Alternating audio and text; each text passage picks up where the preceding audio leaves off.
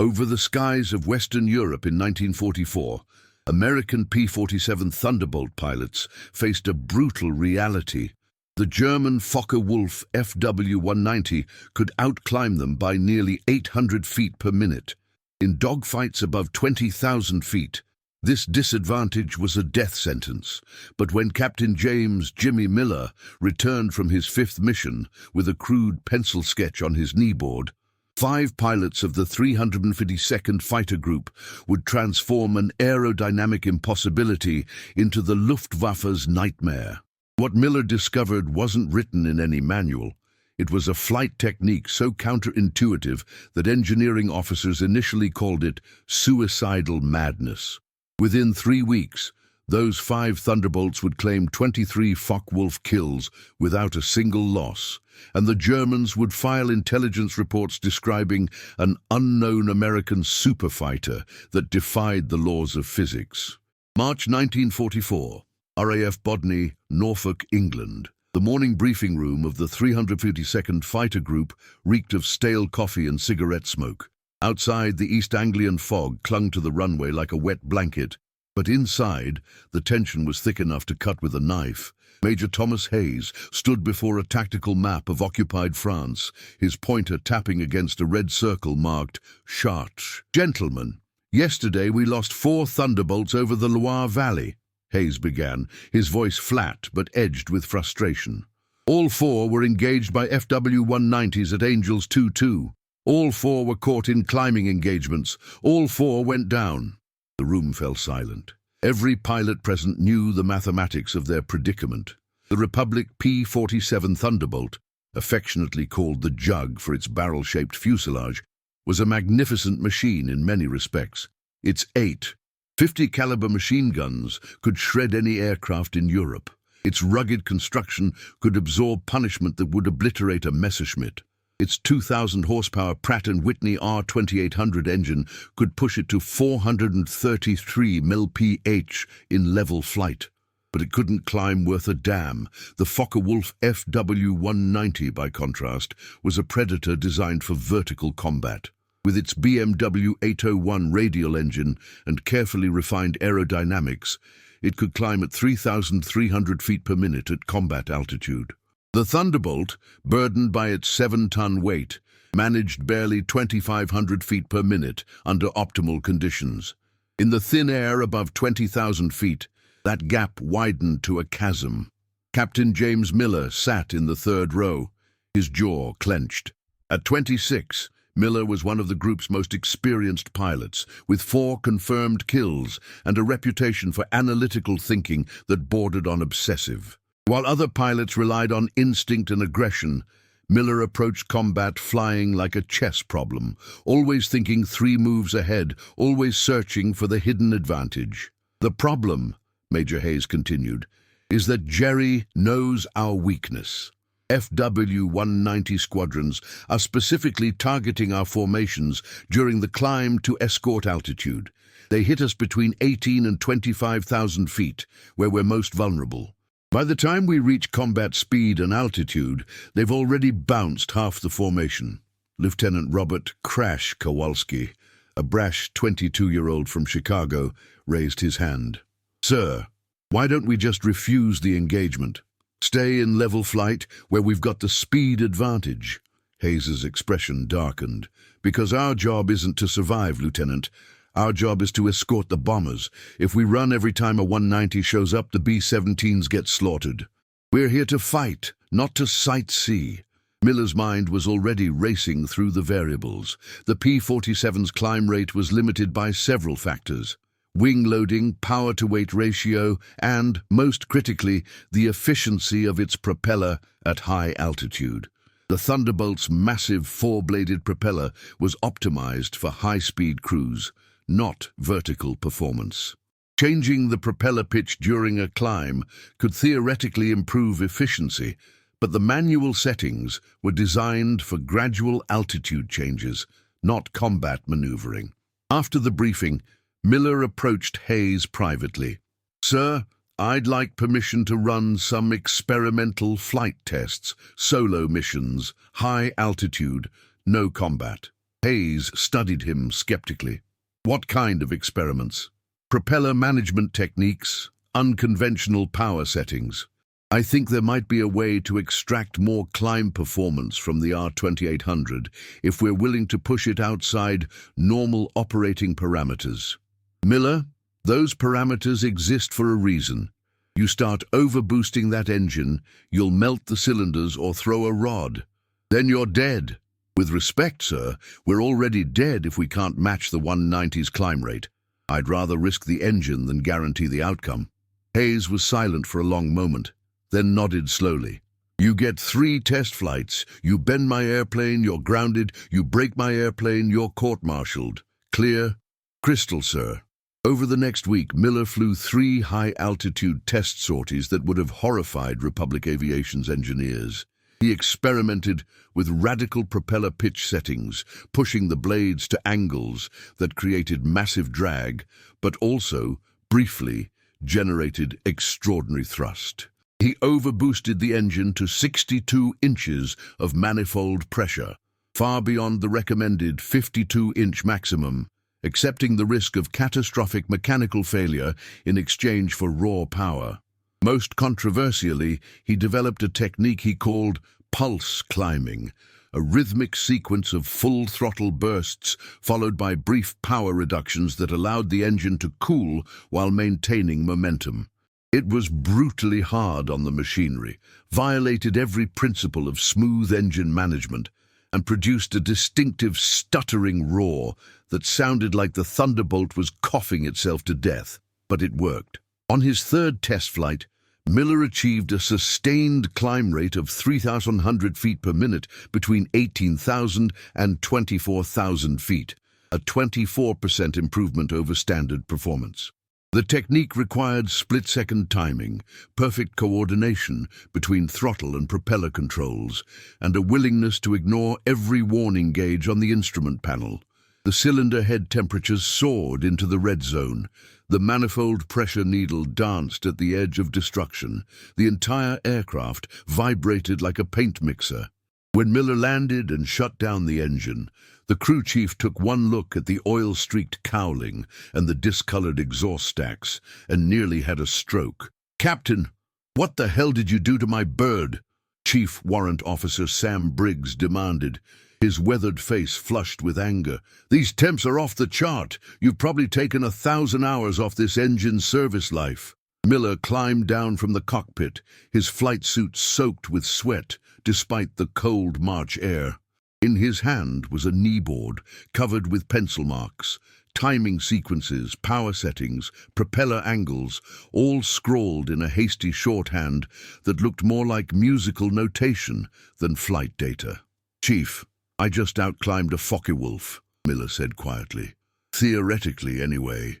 And if this technique works in combat, 1,000 hours off the engine's life won't matter, because the pilot will still be alive to complain about it." Briggs stared at the kneeboard, then at Miller, then back at the smoking Thunderbolt. Finally, he shook his head. "You're either a genius or a madman, sir. Maybe both. I'll take that as a compliment, Chief."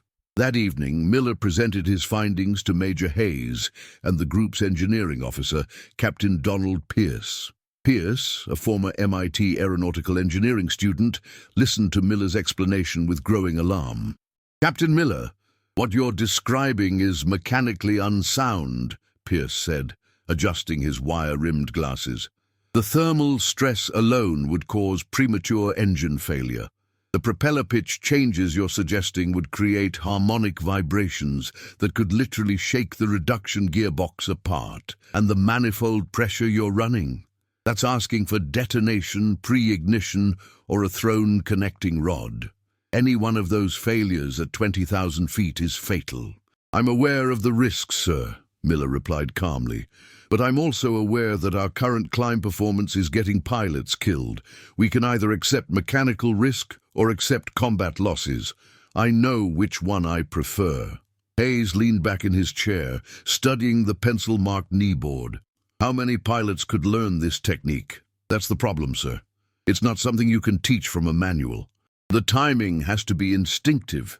You're reacting to engine sound, vibration, control feel. It took me 6 hours of practice just to get the rhythm consistent. Most pilots would need 20 or 30 hours to master it, and we don't have that kind of time.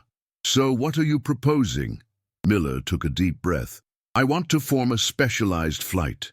5 aircraft, 5 pilots who are willing to train intensively on this technique. We fly as a dedicated anti-fighter element. Our job is to engage the 190s during the climb and keep them off the main formation. We accept the mechanical risks, we accept the training burden, and we become the solution to the climb problem. Pierce shook his head vehemently. Major, I strongly advise against this. You're essentially asking 5 pilots to fly aircraft outside their design limits in combat conditions. The failure rate will be lower than our current combat loss rate, Miller interrupted. Sir, we lost 4 Thunderbolts last week, 4 pilots. If we lose 1 aircraft to mechanical failure but save 3 from combat losses, that's still a net gain. Hayes was silent for a long moment, his fingers drumming on the desk. Finally, he looked up. Miller, you get your 5 pilots. You get 2 weeks to train them. But understand this, if your pencil trick gets anyone killed, it's on you. And if it works, you'd better be prepared to teach it to the entire group, because I'm not running a private air force. Miller nodded. Understood, sir. I'll need volunteers. Pilots with strong mechanical aptitude and the discipline to follow precise procedures under stress. You'll have them dismissed. As Miller left the office, Pierce turned to Hayes with a worried expression. Sir, you realize this could be a disaster? Hayes nodded slowly. It could be. But doing nothing is definitely a disaster. Sometimes you have to bet on the crazy idea, Captain. Sometimes the crazy idea is all you've got. Outside, the fog was finally lifting, revealing a sky the color of old pewter. Miller stood on the flight line, watching the ground crews service the Thunderbolts for tomorrow's mission. In his pocket, the kneeboard with its pencil marks felt like a talisman, a fragile piece of paper that might just change the course of the air war over Europe, or get 5 good men killed trying. March 15, 28, 1944, RAF Bodney. The volunteers came forward within hours of Major Hayes's announcement. By sunset, Miller had his 5 pilots, and they were exactly the mix of skill and recklessness he needed. Lieutenant Robert Focke-Wulfs, the brash Chicagoan who'd questioned tactics in the briefing, was first to volunteer. Despite his nickname, earned after a spectacular landing accident during training that left his P-47 minus its landing gear, Kowalski had the best mechanical intuition in the squadron. He could diagnose engine problems by sound alone and had an uncanny ability to coax maximum performance from temperamental machinery. Captain Frank "Steady" Morrison, a 31-year-old former crop duster from Kansas, brought 15 years of flying experience and the kind of unflappable calm that made him ideal for precision work. Morrison had logged more hours in radial engine aircraft than anyone in the group and understood the R-2800's temperament like a farmer understands his land.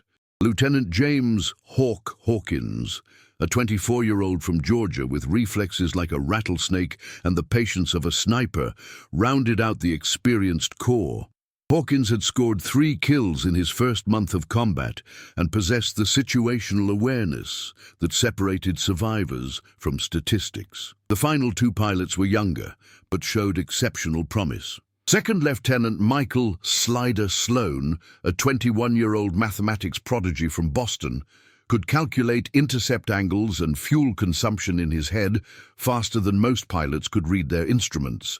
And Second Lieutenant Thomas "Tex" Reardon, a lanky Texan with a photographic memory and hands so steady he could thread a needle in turbulence, completed the team. Miller gathered them in a maintenance hangar the next morning, away from the curious eyes of the rest of the squadron. 5 Thunderbolts sat in a row, their cowlings open, their massive engines exposed like the hearts of sleeping giants. Gentlemen, what I'm about to teach you will feel wrong, Miller began, holding up his pencil-marked kneeboard. Every instinct you have as a pilot will tell you to stop. Every gauge on your instrument panel will scream at you to reduce power. Your training will tell you that what we're doing is impossible, dangerous, and stupid. He paused, meeting each man's eyes in turn. Your training is correct. This is dangerous. This is stupid, but it works. And it's going to keep us alive long enough to kill the bastards who've been bouncing us during the climb. For the next 2 hours, Miller walked them through the technique step by step. The key was a precisely timed sequence that he'd broken down into what he called the 4-beat rhythm. Beat 1, the surge, full throttle, 62 inches manifold pressure, propeller pitch set to maximum fine, low pitch. This created massive thrust, but also massive drag and heat. Duration, 8 to 10 seconds. Beat 2, the breath. Throttle back to 45 inches. Propeller pitch to coarse, high pitch.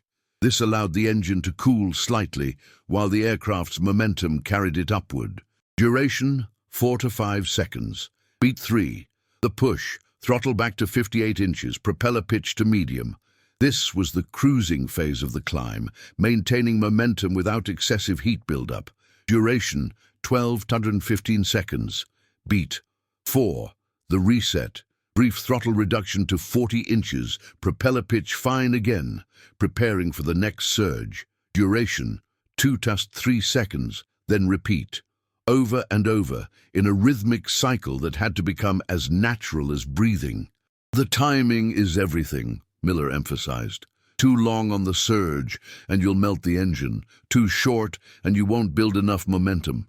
The rhythm has to be precise, and it has to be instinctive, because in combat, you won't have time to think about it.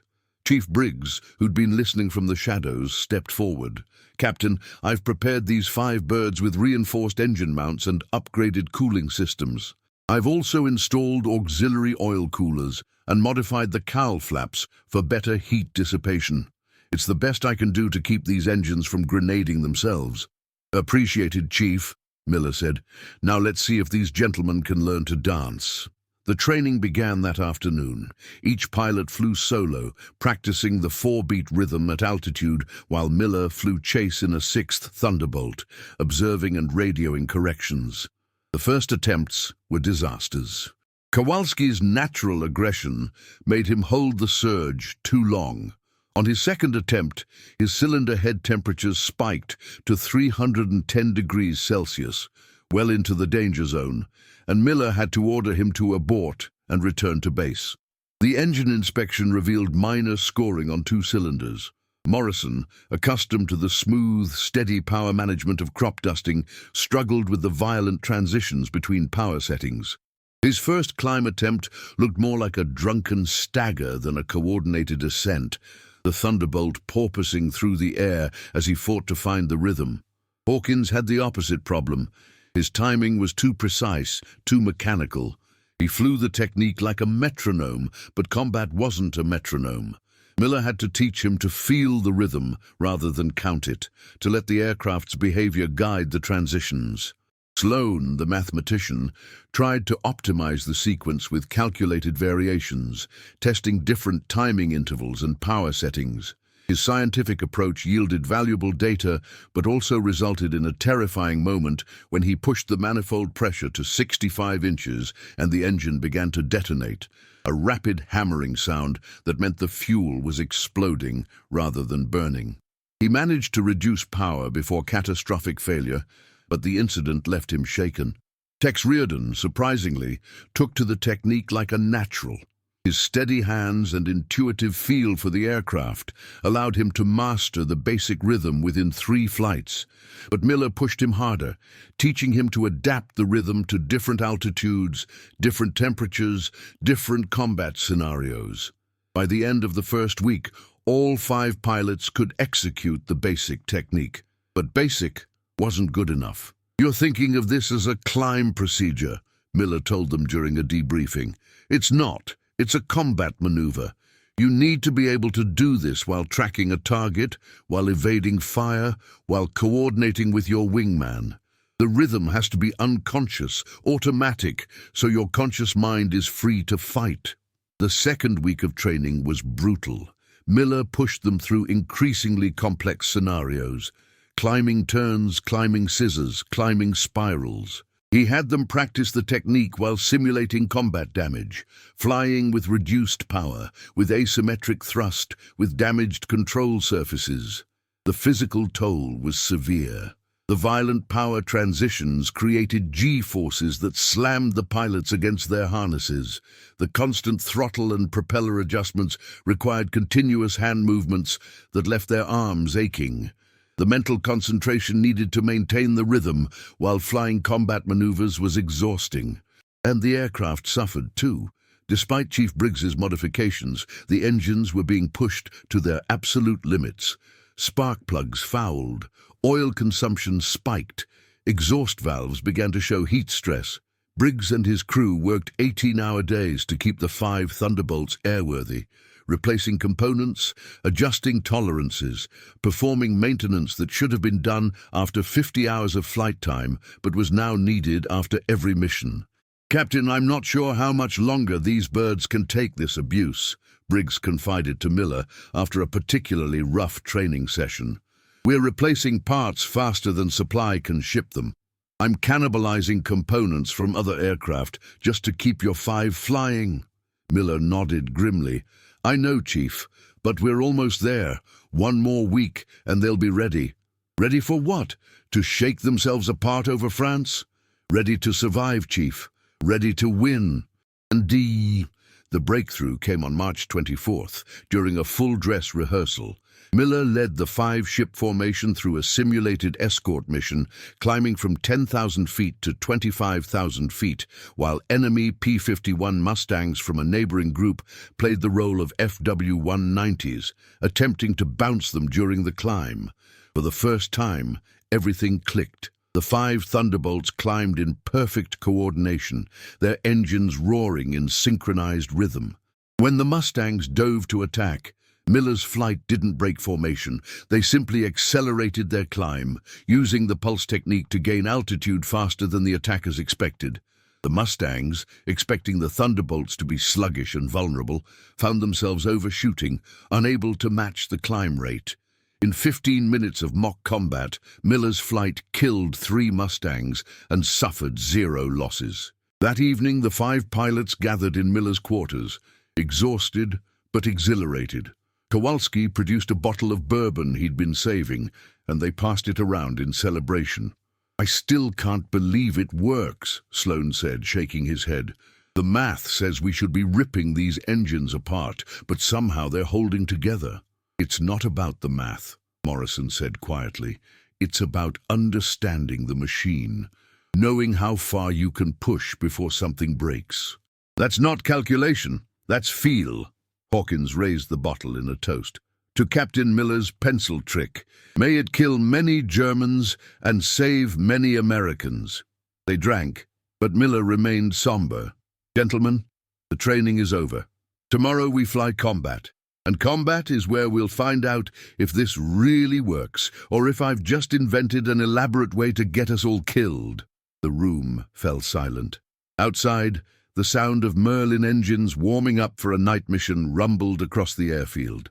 Somewhere over the channel, the war continued, indifferent to their preparations, their hopes, their fears. Tex Reardon broke the silence. "Captain, I've got a question. What do we call ourselves? Every flight's got a call sign." Miller thought for a moment, then smiled slightly. "Pencil flight, because we're going to rewrite the rules." Kowalski laughed. "Pencil flight. I like it. The Germans won't know what hit them." "That's the idea," Miller said. "That's exactly the idea." March 29th, 1944. Luftwaffe Jagdgeschwader 2, Richthofen, Kreil Airfield. Franz Hauptmann, Klaus Reinhardt stood in the intelligence section of JG-2's operations building, staring at a combat report that made no sense. At 33, Reinhardt was one of the Luftwaffe's most experienced fighter pilots, with 42 confirmed victories and a reputation for analytical precision that matched his flying skill. He'd flown against the RAF over Britain, against the Soviets over the Eastern Front, and now against the Americans over France. He understood the capabilities and limitations of every Allied fighter type, or so he'd thought. "This is impossible," he said, tapping the report with his finger. Absolutely impossible. Lieutenant Hans Müller, the young intelligence officer, shifted uncomfortably. Sir, the report comes from Oberleutnant Schröder. He's one of our most reliable pilots. 14 kills, no exaggerations in his previous reports. I'm not questioning Schröder's honesty, Müller. I'm questioning his perception. Listen to this. Engaged formation of P-47 Thunderbolts at 6,000 meters during their climb to escort altitude. Initiated attack from superior position with altitude advantage of 800 meters. Expected standard evasion. Thunderbolts would normally dive away or attempt level flight. Instead, target aircraft accelerated climb rate dramatically. Closed distance to firing position, but target continued to outclimb my aircraft. Broke off engagement at 7,200 meters when target achieved superior altitude position. Reinhardt looked up at Müller. Do you understand what this says? It says a P-47 Thunderbolt outclimbed a Focke-Wulfs 190. That's like saying a freight train outran a racehorse. Perhaps Schröder's aircraft was experiencing mechanical problems, reduced power. His post-flight inspection showed no issues. Full power, normal performance. Reinhardt flipped through several more reports. And it's not just Schröder. Look, here's Feldwebel Koch, 2 days ago. Engaged P-47 formation, observed unusual engine sound from target aircraft, rhythmic power variations, possibly indicating damage. Pressed attack, but target maintained climb despite apparent engine malfunction. And here, from Oberfeldwebel Dietrich, P-47s exhibited unprecedented climb performance. Recommend investigation into possible new American fighter variant. Major Wilhelm Hoffmann, the Geschwader's operations officer, entered the room carrying a cup of ersatz coffee. Still puzzling over the Thunderbolt reports, Klaus? It's not a puzzle, Wilhelm. It's an impossibility. We know the P-47's performance envelope. We've captured their technical manuals. We've interrogated their pilots. The Thunderbolt's climb rate at combat altitude is approximately 760 meters per minute. Our FW-190 climbs at 1,000 meters per minute. That's a 240 meter per minute advantage, enough to dominate any climbing engagement. And yet our pilots are reporting otherwise. Exactly. Which means either our intelligence is wrong, the Americans have modified their aircraft in ways we don't understand, or our pilots are making tactical errors. Hoffmann sipped his coffee, grimacing at the bitter taste. I've reviewed the tactical reports. Our pilots are following doctrine correctly. Bounce the Thunderbolts during their climb, exploit our altitude advantage, disengage before they can bring their superior numbers to bear. The tactics are sound. Then the aircraft must have changed. But how? Reinhardt moved to a wall chart showing the technical specifications of Allied fighter types. The P-47 is powered by a Pratt & Whitney R2800 engine producing 2,000 horsepower. To significantly improve climb rate, they would need either more power or less weight. More power would require a different engine, impossible to retrofit in the field. Less weight would mean removing armor or weapons, which would make them more vulnerable, not less. Unless, Müller interjected hesitantly, they've developed a new technique, something operational rather than mechanical. Both senior officers turned to look at him. Müller continued, his voice gaining confidence. Sir, several reports mention unusual engine sounds, rhythmic variations in power. What if the Americans have discovered a way to operate their engines outside normal parameters? A technique that produces higher performance, but at the cost of increased wear or risk? Reinhardt considered this. It's possible, I suppose, but it would require extraordinary pilot skill and would likely result in frequent mechanical failures. We should be seeing more P-47s going down with engine problems. Are we tracking that data? Hoffmann asked. Müller shook his head. Not specifically, sir. We track combat losses and probable kills, but we don't systematically record enemy aircraft that withdraw from combat due to mechanical issues. Start tracking it, Reinhardt ordered. I want to know if there's an increase in P-47 mechanical failures, and I want detailed debriefs from every pilot who engages these aircraft. Engine sounds, visual observations, performance characteristics, everything. Over the next week, the reports continued to accumulate, and a pattern began to emerge. The unusual Thunderbolts, always in formations of 5 aircraft, appeared to be operating as dedicated fighter sweeps, specifically targeting FW-190s during the climb phase of bomber escort missions. They exhibited climb rates that exceeded standard P-47 performance by 20–25%, but only in short bursts. And they always produced that distinctive rhythmic engine sound that German pilots began calling Das Stottern, the stutter. On April 3rd, Reinhardt finally encountered them himself. He was leading a swarm of 4 FW-190s, positioned at 7,000 meters, waiting to bounce a formation of B-17s and their escorts. The American formation appeared on schedule, a box of 24 bombers surrounded by a swarm of P-47s climbing to escort altitude. "Achtung, Jäger!" Reinhardt called over the radio. "Thunderbolts at 5 o'clock low, climbing. We'll hit them from above and behind. Standard attack. On my mark. Mark!" The 4 FW-190s rolled into their attack dive, building speed rapidly. Reinhardt selected his target, a P-47 slightly separated from the main formation, and centered it in his Revi gun sight. Range, 400 meters, closing fast. Then he heard it. Even through the roar of his own engine and the whistle of wind past the canopy, he heard it, that stuttering rhythmic sound that the reports had described. The target Thunderbolt's engine note changed, surging and falling in a pattern that sounded almost musical, and the American fighter began to climb, not the sluggish, labored climb of a standard P-47, but an aggressive, almost violent ascent that ate up altitude at an impossible rate. Reinhardt adjusted his dive angle, trying to maintain his firing position, but the Thunderbolt was climbing too fast. Within seconds, the altitude advantage had evaporated. The American was now level with him, still climbing, and Reinhardt found himself in the worst possible position, co-altitude, with an enemy fighter, with no energy advantage. He broke off the attack, rolling away and diving to regain speed. Behind him, he heard his wingman, Feldwebel Ernst Weber, curse over the radio. "Herr Hauptmann, what is that thing? It climbs like a rocket." "Break off all aircraft," Reinhardt ordered. "Disengage and reform at 8,000 meters." As they climbed away, Reinhardt looked back and saw the 5 Thunderbolts. They were definitely a distinct flight, operating independently from the main escort formation, continuing their climb, their engines producing that eerie, stuttering roar. They made no attempt to pursue, content to have driven off the attack. Back at Creel, Reinhardt filed his report with a sense of deep unease. Encountered specialized P-47 flight, exhibiting extraordinary climb performance. Aircraft appear to be using unconventional engine management technique that produces significant performance improvement.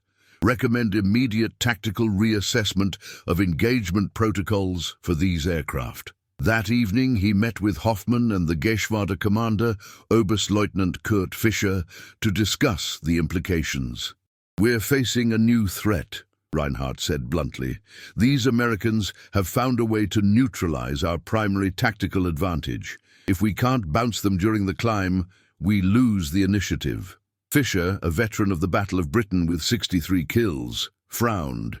"You're suggesting we change our entire tactical doctrine because of 5 aircraft?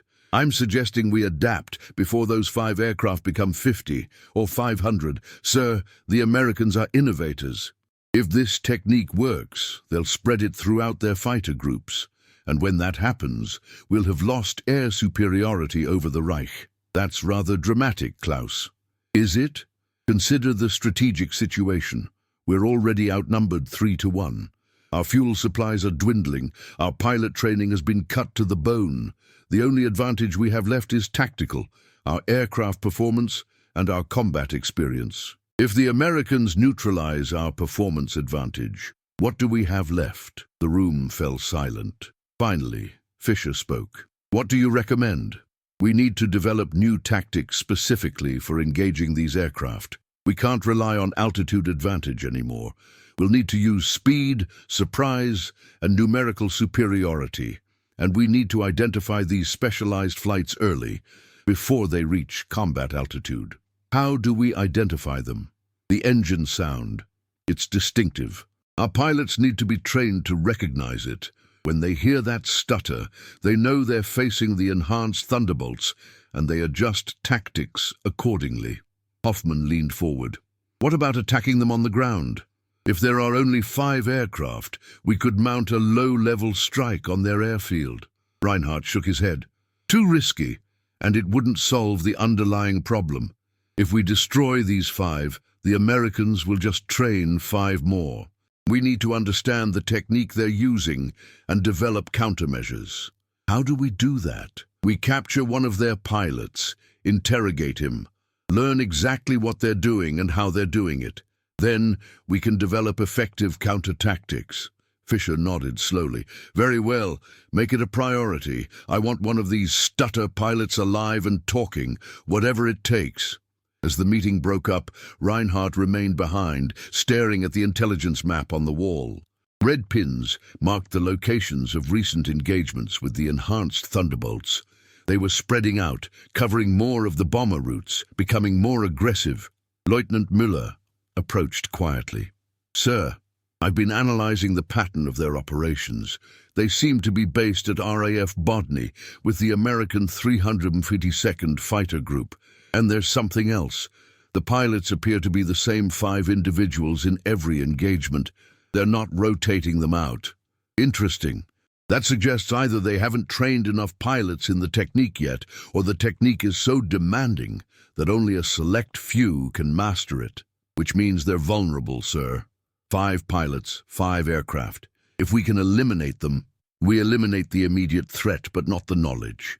No, Müller, we need to be smarter than that. We need to understand what they've discovered, because I guarantee you, this is just the beginning. The Americans are learning how to fight us, and they're learning fast. Reinhardt walked to the window, looking out at the flight line where the FW-190s sat in their revetments, their sleek forms silhouetted against the setting sun. Beautiful aircraft, deadly aircraft, but perhaps no longer invincible. Das Stottern, he murmured. The stutter. What have you Americans discovered, and how do we stop it? Outside, the evening air was filled with the sound of engines warming up for a night patrol. But Reinhardt's mind was already racing ahead, trying to solve a puzzle that defied everything he knew about aerial combat.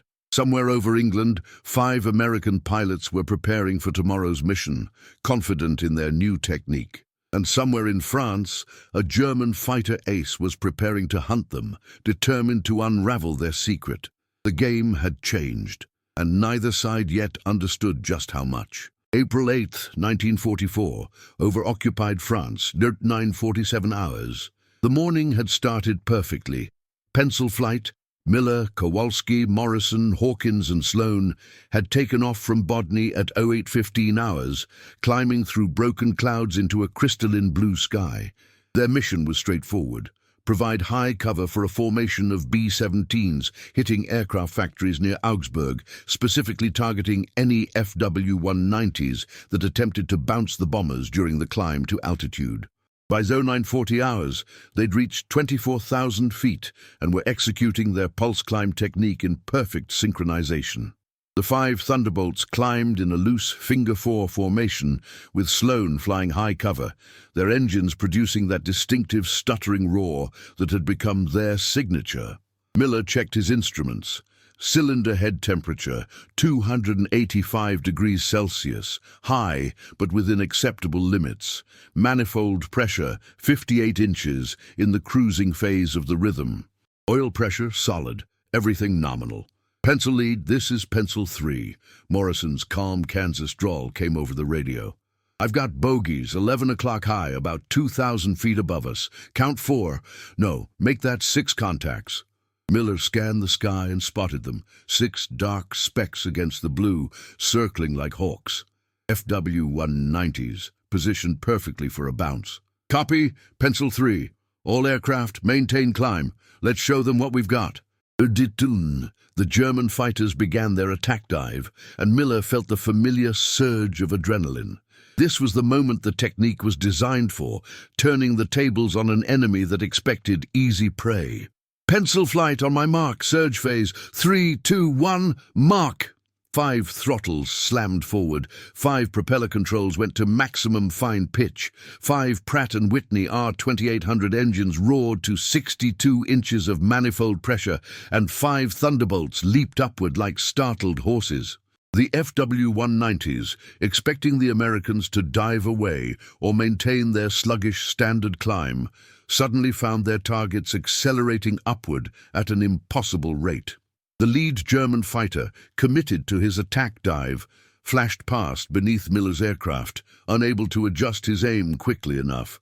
"Splash one!" Kowalski yelled. "He's breaking off!" But the other 5 FW-190s were more experienced. Instead of committing to the dive, they pulled up early, trying to maintain their altitude advantage. Miller recognized the tactic immediately. They were adapting, learning. Pencil flight. They're wise to us. Stay in the rhythm. Keep climbing. We need to get above them. For the next 3 minutes, the two formations engaged in a vertical chess match. The Thunderbolts climbed in their stuttering rhythm, gaining altitude in bursts. The FW-190s circled above, trying to maintain their advantage while looking for an opening to attack. It was a stalemate. Neither side could gain the decisive position. Then everything went wrong. "Pencil lead. This is Pencil 4. Hawkins' voice cracked with urgency. "I've got engine trouble. Losing power." Miller snapped his head around and saw Hawkins' Thunderbolt falling behind, trailing a thin stream of white smoke. The engine was still running, but the distinctive rhythm was gone, replaced by a rough, uneven note. "Pencil 4, what's your status?" "Cylinder head temp is off the scale. Oil pressure dropping. I think I've blown a jug." A blown cylinder, exactly what Captain Pierce had warned about. The extreme thermal stress had finally caused a catastrophic failure. One of the 18 cylinders in Hawkins's R2800 had cracked or lost a piston, and now the engine was tearing itself apart. "Pencil 4, reduce power immediately. Get out of the combat zone and head for home." "Negative, lead. I can still fight. That's an order, Hawk. Break off now." But it was too late. The German fighters had spotted the wounded Thunderbolt, and 2 FW-190s peeled off to pursue. They dove on Hawkins like wolves on a lame deer. "Pencil 2, Pencil 3, break right and cover Pencil 4, Miller ordered. "Pencil 5, stay with me." Kowalski and Morrison broke formation and dove after the attacking FW-190s, but they were too far away. Miller watched in horror as the lead German fighter closed to firing range, his wing guns sparkling. Hawkins' Thunderbolt shuddered as 20mm cannon shells walked across its right wing. The rugged P-47 absorbed the punishment. That was what it was designed for, but the damaged engine couldn't take any more stress. With a sound like a giant coughing, the R2800 seized completely, the propeller windmilling to a stop. "I'm hit! Engine's dead! Going down!" Hawkins' voice was tight but controlled. "I'll try to glide her back across the lines." Miller's mind raced. They were 70 miles inside occupied France. A dead-stick glide in a 7-ton fighter would cover maybe 20 miles if Hawkins was lucky. He'd never make it to Allied territory. But there was no time to dwell on it, because the crisis was escalating. "Pencil lead, this is Pencil 2. Kowalski's voice was strained. "I'm on the Jerry's tail, but my engine temp is spiking. I'm at 320 degrees and climbing." Miller's blood ran cold. 320 degrees Celsius was beyond the red line, into the zone where metal began to fail. Kowalski had pushed his engine too hard trying to catch the FW-190, and now he was seconds away from the same fate as Hawkins. "Pencil 2, break off. Reduce power now." "Almost got him. Just a few more seconds. Kowalski, that's an order. Break off." There was a pause, then Kowalski's reluctant acknowledgement. "Copy, lead, breaking off." His Thunderbolt pulled up sharply, abandoning the pursuit. The FW-190 he'd been chasing escaped, but at least Kowalski's engine was still running. Meanwhile, Morrison had managed to drive off the second German fighter attacking Hawkins, but the damage was done. Hawkins's Thunderbolt was descending in a shallow glide, its dead propeller pointing accusingly at the sky. "Pencil 4, can you restart?" Miller asked, though he already knew the answer. "Negative. She's seas solid. I'm looking for a field to set her down." Miller made a split-second decision. "All Pencil aircraft, form on me. We're going to escort Pencil 4 down and provide cover while he bails out or crash lands." "Lead, the bombers," Sloan began. "The bombers have 50 other fighters. Hawk only has us. Form up now." The 4 remaining Thunderbolts descended in formation, surrounding Hawkins's gliding aircraft like a protective cocoon. The German fighters, seeing the Americans abandoning altitude, broke off their attack and climbed away. They'd achieved their objective, disrupting the escort and forcing the Americans to waste fuel and altitude on a rescue attempt. At 15,000 feet, Hawkins spotted a field that looked promising, a flat expanse of farmland with no visible obstacles. "I'm going to try to set her down. Gear up, belly landing." "Copy, Pencil 4. We'll circle overhead and call in your position for rescue." Miller watched as Hawkins lined up his approach, the powerless Thunderbolt descending in eerie silence. The landing was textbook perfect. Hawkins flared at the last moment, and the P-47 settled onto its belly with a shower of dirt and torn metal. It slid for 300 yards before coming to rest, remarkably intact. The canopy popped open immediately, and Hawkins climbed out, waving up at his circling comrades. He was alive, unhurt, but now he was a prisoner in occupied France, and his aircraft, one of the 5 specially modified Thunderbolts, was in German hands. "Pencil flight, this is Pencil lead," Miller said, his voice heavy. "Pencil 4 is down and safe. We're RTB. Maintain standard cruise power. No more pulse climbing until we're over friendly territory." The flight home was somber.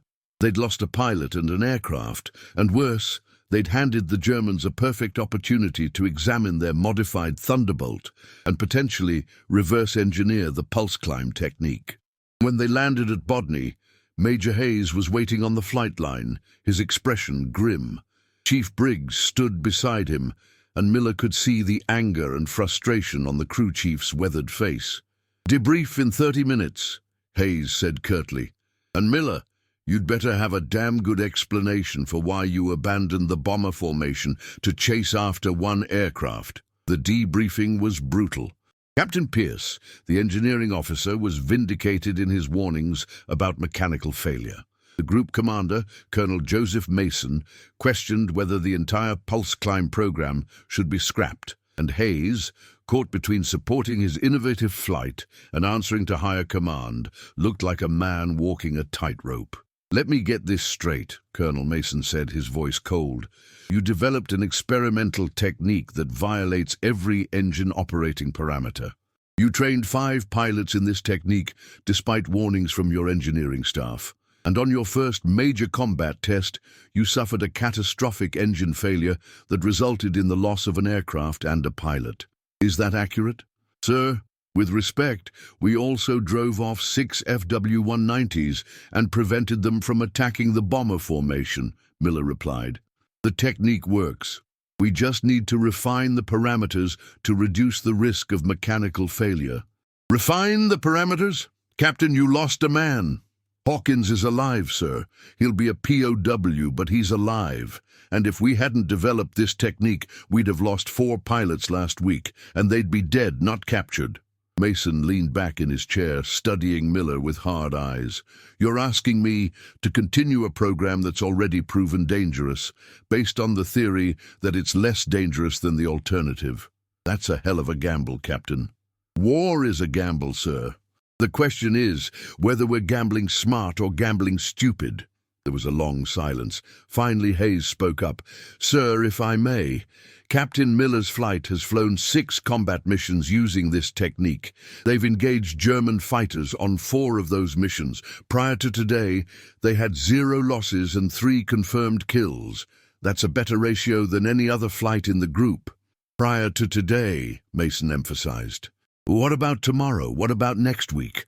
How many more engines are going to fail? How many more pilots are we going to lose?" Chief Briggs, who'd been standing silently in the corner, cleared his throat. Sir, if I may, I've been examining the failed engine from Captain Hawkins' aircraft. We recovered it from the crash site via reconnaissance photos and engineering analysis. The failure wasn't random. It was a specific cylinder that had been showing stress fractures in previous inspections. We flagged it, but we didn't have a replacement cylinder available, so we cleared the aircraft to fly with close monitoring. So this was a maintenance failure, not a technique failure? Mason asked. It was both, sir. The technique creates stress. Maintenance manages that stress. In this case, we didn't manage it well enough. But now we know what to look for. We can inspect more frequently, replace components more aggressively, and reduce the failure rate significantly. Mason turned to Pierce. Captain, your assessment? Pierce removed his glasses and cleaned them slowly. A gesture Miller had learned meant he was choosing his words carefully. Sir, from a pure engineering standpoint, what Captain Miller's flight is doing should be impossible. The thermal and mechanical stresses should cause frequent failures. But the data shows otherwise. Out of 6 missions and approximately 30 hours of combat flying using this technique, we've had 1 failure. That's a 3% failure rate, which is actually lower than our overall mechanical failure rate for the group. So you're saying it's safe? I'm saying it's safer than I predicted. Whether it's safe enough is a command decision, not an engineering one. Mason stood and walked to the window, looking out at the flight line, where the remaining 4 Thunderbolts of pencil flight sat in their revetments. Finally, he turned back to the room. Here's my decision. The program continues, but with modifications. First, Chief Briggs will implement an enhanced inspection and maintenance protocol for all aircraft using this technique. Second, Captain Pierce will establish maximum operating limits, temperature thresholds, time limits, whatever parameters will reduce the risk of failure. Third, Captain Miller will train 4 replacement pilots, so we maintain a 5-ship flight even with losses. And fourth, if we suffer another catastrophic failure within the next month, the program is scrapped. Clear? Yes, sir, Miller said, relief flooding through him. Don't thank me yet, Captain. You've got 1 month to prove this works. And if it doesn't, you'll be flying a desk for the rest of the war. Dismissed. As they filed out of the briefing room, Kowalski pulled Miller aside. Cap, you think Hawk's okay? I mean really okay? Miller thought about his friend, now in German hands, probably being interrogated about the pulse climb technique. Hawk's tough. He'll survive, and he won't talk. He knows what's at stake. What if the Germans figure it out anyway?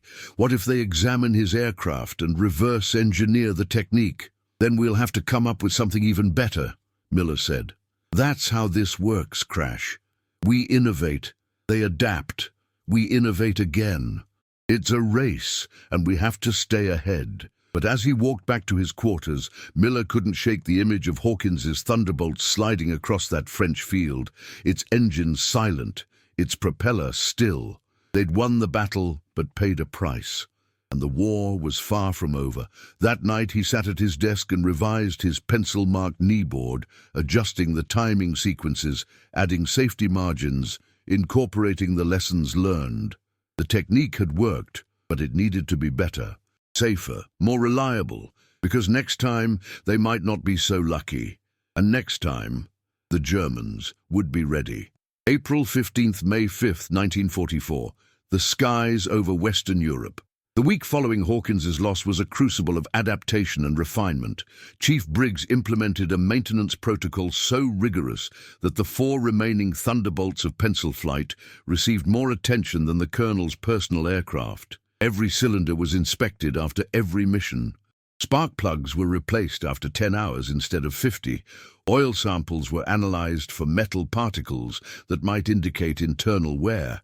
The engines were essentially rebuilt in place, component by component, to ensure they could withstand the punishment of the pulse climb technique. Captain Pierce established hard limits.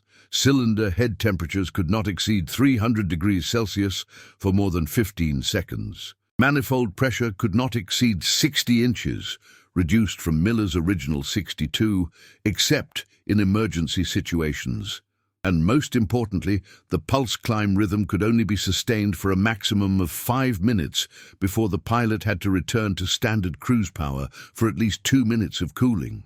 These limitations reduced the technique's effectiveness slightly, but they also reduced the risk of catastrophic failure to nearly zero. It was a compromise, but a necessary one. Meanwhile, Miller trained 4 replacement pilots. The process was accelerated. They didn't have the luxury of 2 weeks of intensive practice. Instead, Miller condensed the training into 5 days of brutal dawn-to-dusk flying that left the new pilots exhausted but competent. Lieutenant Marcus "Doc" Holliday, a former medical student from Virginia with hands as steady as a surgeon's, proved to be a natural. He joined the flight as Pencil 4, taking Hawkins's position. By April 15th, Pencil Flight was back to full strength and ready to resume combat operations.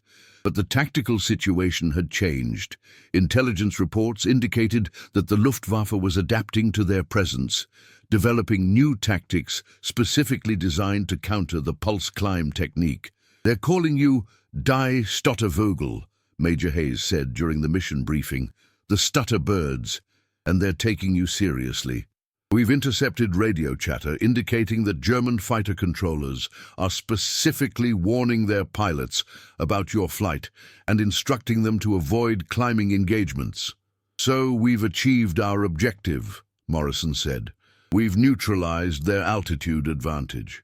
"You've neutralized it against yourselves," Hayes corrected, "but the rest of the group is still vulnerable. The Germans are simply avoiding you and targeting other flights. We need to expand the program, get more pilots trained in the technique so the entire group can use it." Miller shook his head. "Sir, with respect, that's not feasible. The technique requires too much skill and too much maintenance support. We can maybe train another 5-ship flight, possibly 2, but we can't convert the entire group. The logistics alone would be impossible. Then we use what we have more effectively. Pencil Flight will operate as a roving interceptor element. You'll position yourselves between the bombers and the most likely German approach vectors. When the FW-190s show up, you engage them aggressively and force them to either fight you or break off entirely. Either way, the bombers get through." It was a sound strategy, and for the next 3 weeks, it worked brilliantly. On April 17th, Pencil Flight intercepted a formation of 8 FW-190s, attempting to bounce a B-17 group over Belgium. The Germans, recognizing the distinctive engine sound of the stutter birds, broke off their attack without engaging. 0 American losses. On April 20th, over the Ruhr Valley, Pencil Flight engaged 6 FW-190s in a climbing battle that lasted 12 minutes. The Germans, determined to prove they could still dominate the vertical fight, committed fully to the engagement.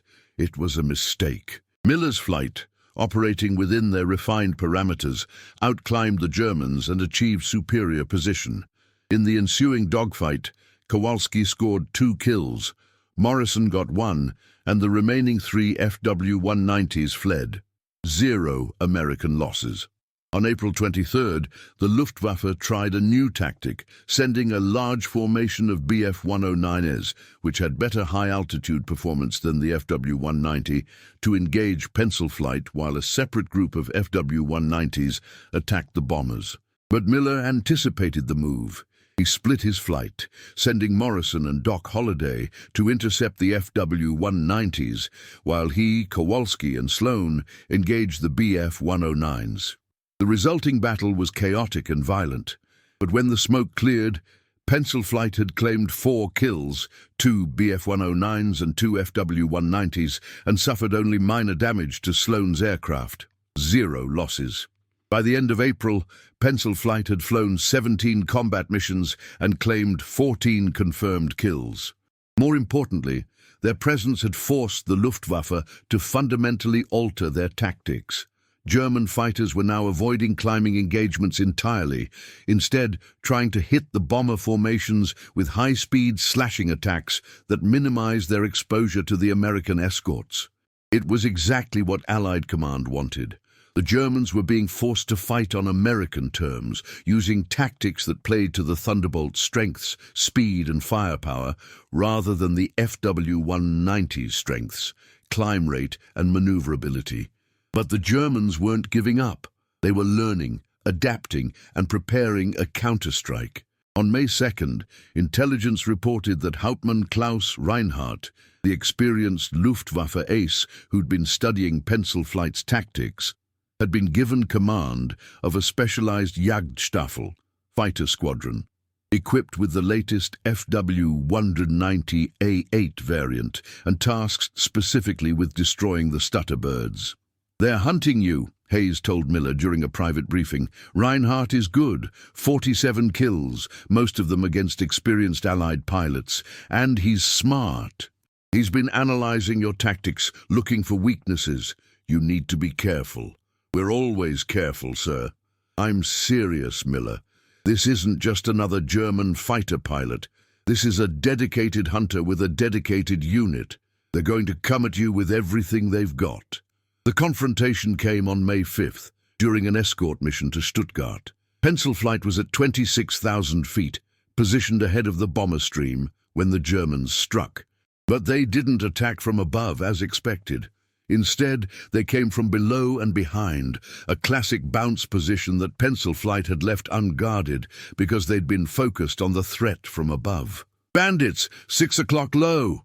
Sloane's warning came a split second before the first 20mm cannon shells tore through the air where his Thunderbolt had been. Miller reacted instantly.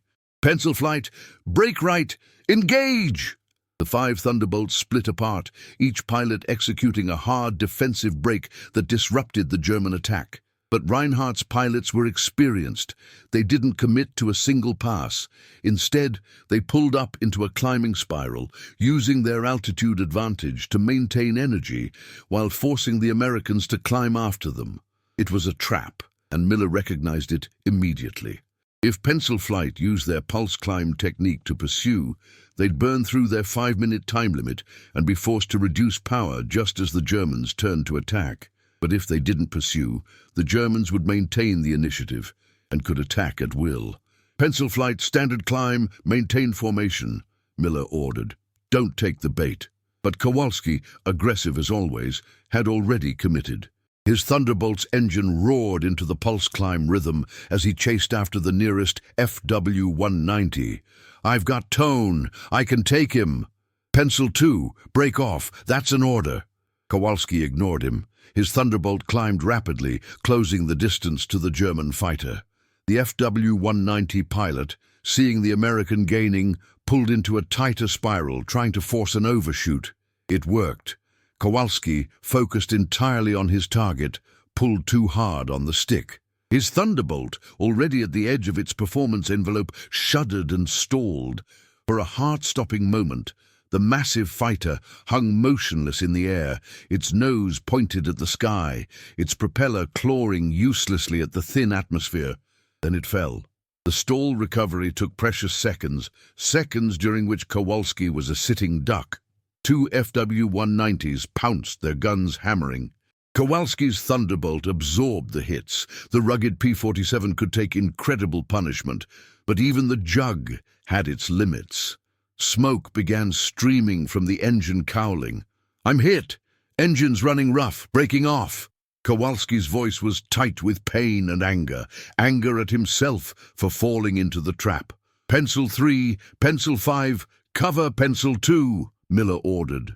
Morrison and Sloane dove to intercept the attacking FW-190s, their guns blazing. The Germans, unwilling to press their attack against multiple defenders, broke off and climbed away, but the damage was done. Kowalski's engine was failing, and he was 70 miles inside Germany with a crippled aircraft. "Pencil 2, status?"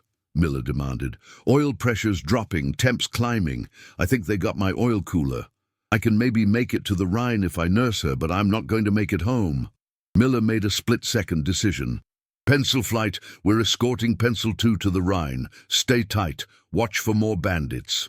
They descended in formation, surrounding Kowalski's smoking Thunderbolt like a protective shell. The German fighters circled above, watching but not attacking. They'd achieved their objective of damaging one of the stutter birds and forcing the entire flight to abandon the bomber escort. At 15,000 feet, Kowalski's engine finally seized. "That's it. She's done. I'm gliding." "Copy. We'll stay with you as long as we can." They escorted him down to 8,000 feet, then 5,000, watching helplessly as the Rhine River drew closer. Kowalski managed to coax his dead Thunderbolt across the river, barely, before the glide angle became too steep to sustain. "I'm going in. See you guys after the war." Kowalski's voice was calm, resigned. His Thunderbolt disappeared into a forest on the western bank of the Rhine, in Allied-held territory. Moments later, they saw a parachute blossom above the trees. Kowalski had bailed out at the last second. "He's down in friendly territory," Morrison reported. "I see the chute. He should be okay." Miller felt a wave of relief, but it was tempered by the realization of what had just happened. The Germans had adapted. They'd studied Pencil Flight's tactics, identified their weaknesses, and exploited them perfectly. Kowalski had survived, but only because he'd managed to reach Allied lines. If the battle had occurred 50 miles further east, they'd have lost another pilot. The flight home was somber. They'd been outfought, outthought, and forced to abandon their mission. It was a humbling reminder that innovation alone wasn't enough. The enemy was innovating too, but when they landed at Bodny, they found Kowalski waiting for them on the flight line, grinning despite a bandaged arm and a spectacular black eye. He'd been picked up by an army patrol within an hour of landing and driven back to base. "You look like hell, Crash," Miller said, relief flooding through him. "You should see the other guy," Kowalski replied. "Actually, you did see the other guy. Did I get him?" "Negative. You got suckered." Kowalski's grin faded. "Yeah, I know, I'm sorry, Cap. I screwed up." "You did, but you're alive, and that's what matters. Now let's figure out how to make sure it doesn't happen again." That evening, Pencil Flight gathered in the briefing room to analyze the engagement. Miller drew diagrams on the chalkboard, breaking down Reinhardt's tactics and identifying the mistakes they'd made. "They baited us," he explained. "They knew we'd chase, and they knew our technique has a time limit, so they forced us to burn our energy advantage, then attacked when we were vulnerable. It was textbook." "So, how do we counter it?" Doc Holliday asked. "Discipline. We don't chase unless we're sure we can get the kill quickly. We maintain formation integrity, and we always keep enough energy in reserve to defend ourselves. The pulse climb gives us an advantage, but it's not invincible. We have to use it smart." Over the next week, they refined their tactics, incorporating the lessons learned from the May 5th engagement. They practiced defensive formations, mutual support maneuvers, and energy management techniques that would prevent them from being baited into vulnerable positions. And on May 12th, they got their revenge. Reinhardt's Jagdstaffel attempted the same tactic again, a bounce from below, trying to force Pencil Flight into a climbing chase. But this time, Miller was ready. Instead of chasing, he split his flight into two elements. Morrison and Doc Holliday maintained altitude and position, providing top cover. Miller, Sloan, and the newly returned Kowalski, flying a replacement aircraft, dove on the attacking Germans, using speed rather than climb rate to gain the advantage. The Germans, expecting the Americans to climb, were caught off guard by the diving attack. Miller's elements slashed through their formation, guns blazing, then used their speed to zoom climb back to altitude before the Germans could react. In 30 seconds of violent action, Pencil Flight claimed 3 kills, 1 for Miller, 2 for Sloan. The remaining German fighters broke off and fled, 0 American losses. That evening, intercepted German radio traffic revealed Reinhardt's frustrated assessment. "Die Stottervögel haben gelernt." The stutterbirds have learned. They had indeed, and the Luftwaffe's advantage was slipping away. May 1945, RAF Bodny. 1 year later, the war in Europe was over. On May 8, 1945, Germany surrendered unconditionally, and the guns finally fell silent across a continent that had been bleeding for 6 years. At RAF Bodny, the celebration was subdued. Too many friends lost, too many memories of battles fought and comrades fallen. Captain James Miller stood on the flight line, looking at the rows of P-47 Thunderbolts that would soon be flown to storage depots or scrapped for metal. Among them was his own aircraft, the Thunderbolt that had carried him through 53 combat missions and 21 confirmed kills. Its engine cowling was covered with victory markings, but also with the scars of battle, patched bullet holes, replaced panels, the evidence of a machine pushed to its absolute limits. "Thinking about the old days, Cap?" Kowalski's voice came from behind him. Miller turned to see his entire flight, Kowalski, Morrison, Sloan, and Doc Holliday, approaching across the tarmac. They'd all survived. Against all odds, despite the risks they'd taken and the dangers they'd faced, all 5 original members of Pencil Flight, plus Hawkins, who'd been liberated from a POW camp in April, had made it through the war alive. "Just remembering," Miller said. "Seems like a lifetime ago that we started this crazy experiment." "It was a lifetime ago," Morrison said quietly. "We were different people then." They stood in silence for a moment, each lost in their own memories. Then Sloan spoke up. "I've been doing some calculations. Over the course of the war, Pencil Flight flew 187 combat missions. We claimed 67 confirmed kills and 23 probables. We lost 3 aircraft to mechanical failure and 2 to combat damage, but 0 pilots killed in action.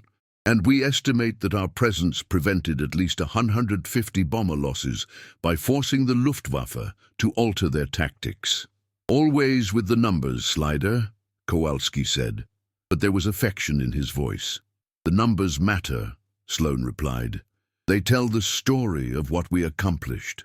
The pulse climb technique, Miller's pencil trick, changed the air war over Europe. It forced the Germans to abandon their primary tactical advantage and fight on our terms. That's not speculation. That's measurable impact," Miller nodded slowly. "But it came at a cost. We pushed those engines to the breaking point. Chief Briggs calculated that we reduced their service life by 75%, and we lost Hawkins for 8 months as a POW. The technique worked, but it wasn't free." "Nothing in war is free," Morrison said, "but we paid a price we could afford. We traded engine life for pilot life. That's a trade I'd make every time." The conversation was interrupted by the arrival of Major Hayes, now Lieutenant Colonel Hayes, promoted in recognition of his leadership of the 352nd Fighter Group. With him was a civilian in a suit, carrying a briefcase. "Gentlemen, I'd like you to meet Dr. Robert Caldwell from the Army Air Forces Materiel Command," Hayes said. "He's here to discuss the future of the pulse climb technique." Caldwell shook hands with each pilot, his grip firm and his eyes sharp with intelligence. "Gentlemen, I've been studying your combat reports and maintenance records for the past 6 months. What you accomplished is remarkable. You developed a field modification technique that improved aircraft performance by 25% using nothing but operational procedures. No hardware changes, no engineering modifications, just pure pilot skill and mechanical understanding. With respect, sir, it's not something that can be easily replicated," Miller said. "It requires intensive training and exceptional maintenance support. We tried to expand the program to other flights, but the failure rate was too high. Most pilots couldn't master the timing, and most maintenance crews couldn't keep up with the inspection requirements." "I understand. But that's actually why I'm here. The technique you developed isn't practical for widespread adoption in its current form. But the principles behind it, aggressive power management, optimized propeller pitch control, acceptance of increased mechanical stress in exchange for performance gains, those principles are revolutionary. They're going to inform the next generation of fighter aircraft design." Caldwell opened his briefcase and pulled out a set of technical drawings. "This is the Republic XP-72, an experimental fighter based on the P-47, but incorporating everything we learned from your pulse climb technique. It has an automated power management system that mimics your 4-beat rhythm, but controlled by mechanical governors rather than pilot input. It has a strengthened engine with improved cooling systems designed to handle sustained high-power operation, and it has a variable pitch propeller system that can adjust blade angle continuously rather than in discrete steps. The pilots crowded around the drawings, studying the sleek lines of the experimental fighter. It looked like a Thunderbolt, but refined, optimized, evolved. "What's the performance?" Sloan asked, his mathematical mind already calculating possibilities. "Climb rate of 4,500 feet per minute at combat altitude, top speed of 490 miles per hour, service ceiling of 42,000 feet. It's the fastest piston-engine fighter ever built." Kowalski whistled. "That would have made our job a hell of a lot easier." "It would have," Caldwell agreed, "but it wouldn't exist without your work. You proved that the performance was achievable. You identified the mechanical limitations that needed to be overcome. You provided the operational data that allowed our engineers to design solutions. The XP-72 is your legacy, gentlemen." "Will it see combat?" Morrison asked. Caldwell shook his head. "The war's over, and the future belongs to jets. But the lessons you taught us, about pushing performance boundaries, about accepting calculated risks, about the importance of pilot skill in extracting maximum capability from a machine, those lessons will carry forward into the jet age and beyond." After Caldwell left, the 5 pilots remained on the flight line, watching the sun set over the English countryside. The war was over, but its lessons would endure. "You know what I think about sometimes," Doc Holliday said quietly. "I think about all the pilots who didn't make it, the ones who got bounced during the climb before we developed the technique, the ones who died because we didn't know what we know now." "You can't think like that, Doc," Miller said. "We did what we could with what we had. We saved lives. That has to be enough." "Is it enough for you, Cap?" Miller was silent for a long moment. "I don't know. I guess I won't know until I've had time to process it all. But I know this. We took an impossible problem and found a solution. We turned a disadvantage into an advantage. We proved that innovation and determination can overcome superior technology. That's worth something." "It's worth everything," Kowalski said firmly. "We changed the war, Cap. Maybe not by ourselves, maybe not in some huge dramatic way, but we changed it. And that matters." As darkness fell, they walked back to the barracks together, 5 pilots who'd shared something extraordinary, a moment in history when creativity, courage, and a pencil-marked kneeboard had made all the difference. In the decades following World War II, the pulse climb technique developed by Captain James Miller and pencil flight became a footnote in aviation history, a curious innovation that demonstrated the importance of operational tactics in aerial combat.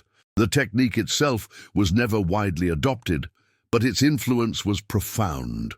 The principles Miller discovered, that aircraft performance could be dramatically improved through aggressive power management and acceptance of increased mechanical stress, became foundational concepts in post-war fighter design.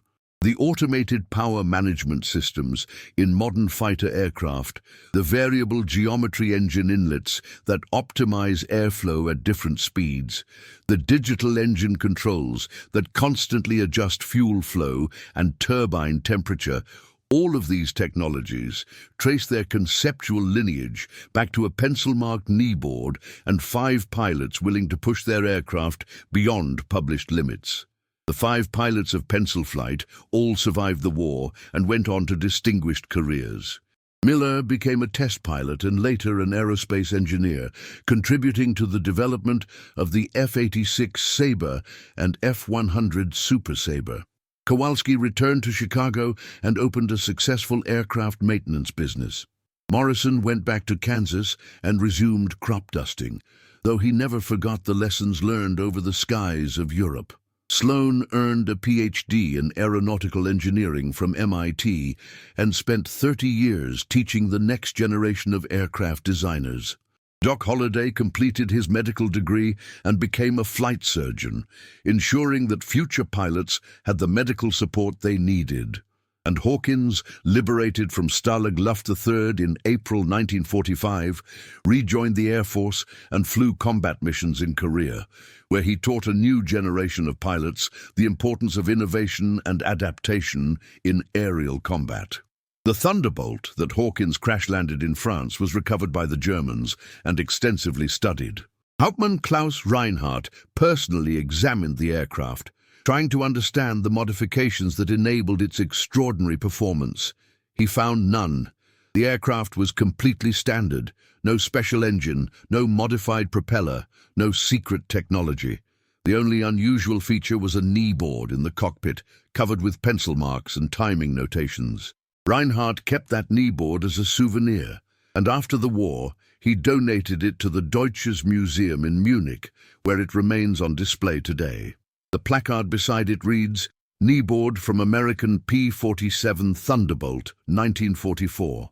This simple piece of equipment, marked only with pencil notations, represents one of the most significant tactical innovations of the air war over Europe. It demonstrates that victory in combat often depends not on superior technology, but on superior thinking."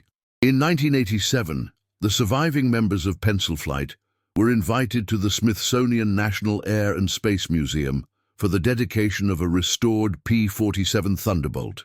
The aircraft bore the markings of Miller's original fighter, complete with victory tallies and the distinctive Pencil Flight nose art.